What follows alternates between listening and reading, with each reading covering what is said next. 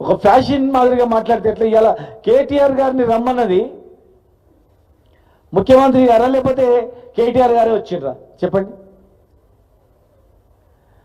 మీరు మాట్లాడేది ఏం మాట్లాడినారు? అసెంబ్లీకి వస్తావా, పార్లమెంట్కి వస్తావా, లేదంటే యాడికి వస్తావో చెప్పని అన్నారు కదా మీరే. పార్లమెంట్కి అయితే కేటీఆర్ గారు రానికి రాదు, మీరు కూడా రానికి రాదు, అందరు రానికి వస్తుందా?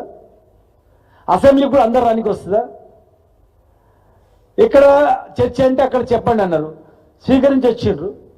ఒకవేళ మీరు రాకపోయినా, ముఖ్యమంత్రి గారు రాకపోయినా, కనీసం వ్యవసాయ శాఖ మంత్రి వచ్చి కూర్చొని చర్చించింటే బాగుండే. మీరు కొంతనైనా చేసిండ్రు కదా, ఆ కొంత చెప్పేది ఉండ్రి, లేదు మొత్తం మీరు చేసిండ్రు కదా, మొత్తం మీకు మంచి అవకాశంగా చెప్పుకోవడానికి. మేమేం చేయండి మీరు చేసిండ్రు అన్నప్పుడు మీకు గొప్ప అవకాశం కదా. ముందర కూర్చునేటిగా మేము ఇంత చేసినాం, రైతుల ఖాతాలో ఇంత వేసినాం, రైతులకు ఇంత మేలు చేసినాం. అసలు మీరు ఏం చేసింది? మీ కాలంలో రైతులు చచ్చిపోయారు, మా కాలంలో రైతులు బతికిరని చూపించుకోవడానికి మీకు అవకాశం ఉంది కదా, ఎందుకు రాలేదు మరి? పిసిసి ప్రెసిడెంట్ గారు కూడా కేటీఆర్ గారు లోపల ఉన్నప్పుడు బయటికి వచ్చే పోయిందంట, ప్రెస్ వాళ్ళు చెప్పింది.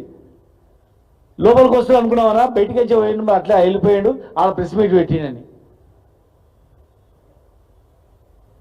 ముఖ్యమంత్రి గారు అన్నది కూడా మీరు వినండి. మరి పిసిసి ప్రెసిడెంట్ గారు అన్నారు అసెంబ్లీలో చర్చించుకోవాలని. ఖచ్చితంగా మీరు బాధ్యత తీసుకోండి, మీరు పైన కూర్చోండి, మైకు ఇవ్వండి, ప్రతిపక్ష పార్టీకి మైక్ ఇవ్వండి. ఎందుకంటే మీరు ఎమ్మెల్సీ గారు కనుక స్పెషల్ పర్మిషన్ తీసుకొని కూడా టోటల్గా మీరు అందరూ ఉండండి, హౌస్లో ఉండండి, ఉభయ సభల్లో హౌస్లో ఉండి ఈ అంశం పైన చర్చించండి. ప్రజలు మొత్తం అన్ని టీవీ ఛానల్ లైవ్లో పెట్టండి. ఎవరిది తప్ప ప్రజలు నిర్ణయిస్తారు. కేసీఆర్ గారు చేసింది ఏమైనా తప్ప, రైతులకు ఏమైనా అన్యాయం చేసిందా, రైతులకు గోస అయిందా? తెలంగాణ రాకముందు రైతులు బాగున్నారా? 10 సంవత్సరాల్లో రైతులు బాగుండరా? రైతు బంధు ఎప్పుడన్నా ఉందా? ఎక్కడ ఉందా? ఈ దేశంలో ఉచిత కరెంట్ ఎక్కడ ఉందో చర్చించండి. అనేక రాష్ట్రాలు ఉన్నాయి దేశంలో, కాంగ్రెస్ బీజేపీ పాలిత ప్రాంతాలు ఉన్నాయి కదా, అన్ని రాష్ట్రాల గురించి చర్చించండి. ఒక టేబుల్ వేయండి, ఒక్కొక్క రాష్ట్రంలో ఏం జరుగుతుంది, ఏ రాష్ట్రంలో ఎంత పంట, ఎంత విస్తీర్ణం ఉంది, నీటి సాగునీటి ఎంత ఉంది, మొత్తం చర్చించండి.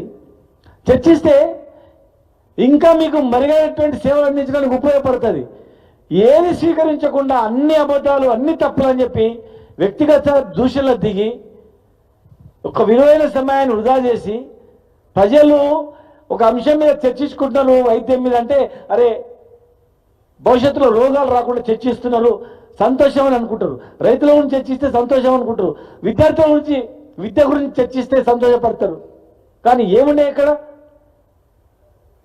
ఊర్లలో మామూలు మాట్లాడుకున్నట్లు వ్యక్తిగతంగా మాట్లాడడం, లేనిపోయి అన్నీ కూడా ఏదో ఒక అంశం తెర మీద తీసుకురావడం, దాని మీద నడపడం. ఫోన్ ట్యాపింగ్ అంట్రీ ఎక్కడ బయటపడదా? ఏ సినిమా యాక్టర్లు ఉన్నది ఏమన్నా? ఒక మహిళలు, తెలంగాణ అంటే మహిళల పైన ఒక గౌరవము, ఒక మర్యాద, ఒక లెక్క పత్రం ఉంటుంది. మాట్లాడే వాళ్ళు అంశం ఏది? రైతుల పైన చర్చ, రుణమాఫీ పైన చర్చ, రైతు బంధు పైన చర్చ, నీటి పైన చర్చ, సాగునీటి పైన చర్చ. మీరు సాగునీటి పైన చర్చ గురించి మాట్లాడండి. వ్యక్తిగతంగా ఎందుకు? వ్యక్తిగత దూషణలు ఎందుకు? ఇది ప్రజలు హర్షిస్తారా? ఎలక్షన్స్ వరకు మీరు మాట్లాడిన సరిపోయింది, ఎలక్షన్ అయిపోయింది కదా. ఇంకా పోయేంతకాలం ఇదే మాట్లాడితే ప్రజలకు ఉపయోగపడేది కదా. అన్ని రాష్ట్రాలు వేరు, తెలంగాణ రాష్ట్రం వేరు. అన్ని రాష్ట్రాలు ఏర్పడ్డాయి. తెలంగాణ రాష్ట్రం కొట్లాడి కష్టంతో వచ్చినటువంటి రాష్ట్రం మనది. అది మీకు అధికారం ఇచ్చిన ప్రజలు బాగా చేస్తారని మంచిగా చేయండి, మాకన్నా ప్రమాణం చేయండి, మేము కూడా సంతోషపడతాం. తెలంగాణ ఉద్యమకారుల దేశంలో అత్యధిక పంటలు పండించిన వరి పంట మీరు ఇంకా టాప్ తీసుకోబడి సంతోషపడతాం. సరే కాంగ్రెస్ వచ్చినా కొనసాగుతుందని. అరే కరెంటు పోయిందంటే కొట్లాడనే, నీళ్ళు వస్తలేమంటే కొట్లాడనే, సోషల్ మీడియాలో పెడితే కేసులు. ఇదేంటి పద్ధతి అండి? ఇదేం సంస్కృతి? ఇది రాష్ట్రానికి మంచిదా? విద్యార్థులు అశోక్ నగర్ రమ్మన్నారు, పోండి, 5 మంది పోండి, చర్చించండి, ఏం కావాలి బిడ్డ, ఇగో ఇన్ని ఉద్యోగాలు ఇచ్చినాం, ఎందుకు రోజులు పెడుతుర్రు, వాళ్ళు సంజాయించండి, వాళ్ళు తృప్తిపరచండి, లేదు వాళ్ళకి కావాల్సిన అంశాలు తీర్చండి, ప్రయత్నం చేయండి. హాస్టళ్ళు బాగాలేమంటున్నారు, చనిపోతున్నారు విద్యార్థులని, మీరు పోండి, శాసనసభ్యులు కానీ మంత్రులు కానీ పర్యవేక్షించండి, ఒక నిజ నిర్ధారణ కమిటీ వేయండి, ఫుడ్ బాగుందా లేదా అడగండి, ఫుడ్ కమిటీలు వేయండి. ఏ అంశం మీద హాస్టళ్ళ మీద తనిఖీ కానీ రైతులు విత్తనాలు కల్తీ విత్తనాలు ఇప్పుడు స్టార్ట్ అవుతాయి. ఈ దేశంలోనే ఈ తెలంగాణలో నెంబర్ 1 ఉండే, తగ్గిపోయింది పీడియాక్ట్ పెట్టిన తర్వాత, మళ్ళీ ఇప్పుడు కల్తీ విత్తనాలు స్టార్ట్ అవుతున్నాయి. దాని మీద దృష్టి పెట్టండి. ఇంత కష్టపడి మనం తెలంగాణ తెచ్చుకున్న తర్వాత దేశానికి ఆదర్శంగా కావాలి కానీ తిట్లకు కొట్లాటలకు అనవసరమైన టాపిక్లకు టైంపాస్ చేస్తూ ట్రెండ్ నడిపిస్తూ కొనసాగుతామంటే అది కాదు, మంచి పద్ధతి కాదు అది. మీరు అన్నట్లు అసెంబ్లీ సమావేశాలు పెట్టండి, ప్రత్యేక సమావేశాలు పెట్టండి, ఖచ్చితంగా ప్రత్యేక సమావేశాలు వీటి అంశం మీద పెట్టండి. ఉభయ సభల మీటింగ్ అక్కడే పెట్టండి, పవర్ పాయింట్ ప్రజెంటేషన్ మీరు ఇవ్వండి, ప్రతిపక్ష పార్టీకి కూడా పవర్ పాయింట్ ప్రజెంటేషన్ టైం ఇవ్వండి. ఎడమ చేతికి మీరు పెట్టుకొని కుడి చేతికి వీళ్ళు పెట్టుకుంటారు, మేము మా వాళ్ళు ఉంటారు, చర్చించండి. మీది బ్రహ్మాండం ఉంటే సలహాలు తీసుకోండి ఇంకా మంచి కావడానికి. ప్రతిపక్ష నాయకుడి ఇంటికి గౌరవంగా పోయి పలకరించిన సందర్భాలు ఉన్నాయి, గౌరవంగా మాట్లాడిన సందర్భాలు ఉన్నాయి. ఎలక్షన్స్ అయిపోయి 2 సంవత్సరాలు అయినా కూడా పరిపాలనలో ఉన్నటువంటి దృష్టి పెట్టకుండా, ఇచ్చిన హామీ దృష్టి పెట్టకుండా ఇదే విధంగా కొనసాగడం మంచిది కాదు. తెలంగాణకు ఇప్పుడు 42% రిజర్వేషన్ ఉంది, మీరు ఖచ్చితంగా ఇస్తామంటున్నారు.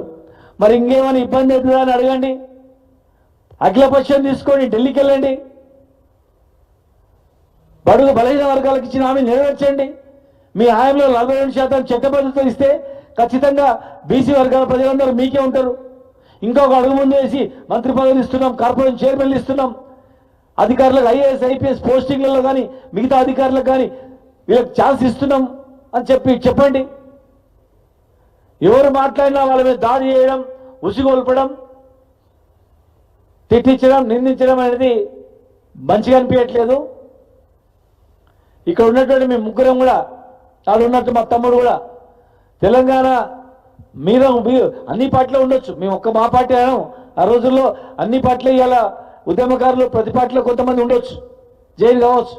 ఇవాళ వాళ్ళు కానీ మీ పార్టీలో ఉన్నటువంటి ఉద్యమం చేసిన ఉద్యమకారులు కానీ విద్యార్థులు కానీ రాజకీయ నాయకులు కానీ మేము కానీ ఏం కోరుకుంటాం అంటే ఈ రాష్ట్రం బాగుపడాలా, ఏ ప్రభుత్వం వచ్చినా అంచెలంచెలు ఎదుగుతూ పైకి పోవాలా, ప్రశాంతంగా ఉండాలా, ఒక డిసిప్లిన్ ఉండాలా, క్రమశిక్షణకు మారుపేరు ఉండాలా.